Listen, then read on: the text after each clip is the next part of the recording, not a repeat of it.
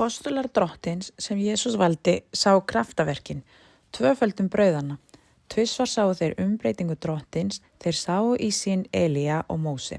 En þegar drottin var leiddur til krossfestingar flugu þeir allir og jafnvel Pétur afneitaði honum. Þessi postular höfðu en ekki snúið sér til drottins, því þótt þeir væru með honum virtust þeir verða hræddir og trúðu ekki. En í dag, systir, höfum við í kirkjunni aðeins heilagan anda sem talar til okkar og við vitum aðeins að við sjáum Guð í anda og sannleika.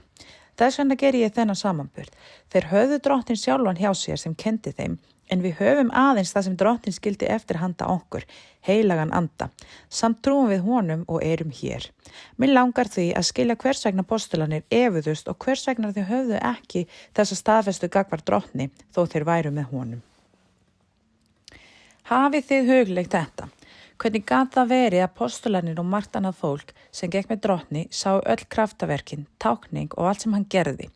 Þeir sáu að hann dó, reis upp aftur, er það ekki, sem segir Biblían að þeir flugu. Urðu hræddir og fylltust angist. Þá spyr maður sig, hvað gerðist eftir þeir höfðu verið með drottni? Var það vegna þess að þeir trúðu ekki? Nei, það var ekki vegna þess að þeir trúðu ekki. Það sem gerðist var að á þeim tíma var andleg blinda fyrir þeim. Drottin Jesús tók ekki þessa blindu frá þeim heldur lét hana vera og hann tók hana ekki burt fyrir en eftir upprisuna. Þegar drottin reis upp frá dauðum segir að þegar hann birtist lærisveinum sínum hafi þeir allir orðið undrandi og sagt, Herra, er það virkilega þú eða er það andi sem við sjáum? Þá saði drottin, en ég kendi ykkur að ég myndi deyja og rísa upp aftur. Hvar er þá allt sem ég kendi ykkur? Það var vegna þess að þeir voru enn með þessa blindu. Síðan segir að drottni hafi tekið hana burt og þegar það gerðist fóru þeir að skilja það sem þeir höfðu lifað með honum og það sem þeir voru að sjá á þeirri stundu. Það þýðir að þeir báru ekki einu sinni sökina á því að hafa efast stund því þeir voru með þessa blindu sem hindraði þá í að sjá raunveruleikan. Drottin hafi ákveðið að taka hana ekki frá þeim fyrir en síðar. Þannig var það líka, því spádómarnir urðu að rætast. Þar sem sagt var að allir myndu yfirgefa drottin, að allir myndu skilja hann eftir einan, að vinir hans myndu yfirgefa hann á þeirri stundu þegar hann var handtekinn og síðan krossfestur.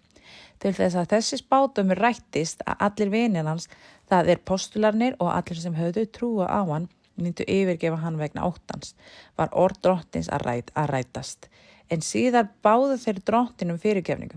Þegar augu þeirra opnuðust og Guð opnaði skilning þeirra, iðruðust þeir og sögðu, Herra, fyrirgefðu okkur, við höfum ekki skilið þetta, Herra, en nú skiljum við það.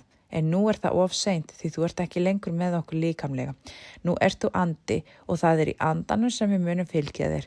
Við fylgjum því einni drottni í dag í andanum, ekki líkamlega heldur í andanum. Og þegar heilagur andi kemur og talar til okkar, talar Guð til okkar í spádómi. Þegar hann talar til okkar í spádóminum, tekur Guð burt blindu okkar, leysir böndin og fjarlægir margt annað. Og þá skiljum við spádómlega boðskapin.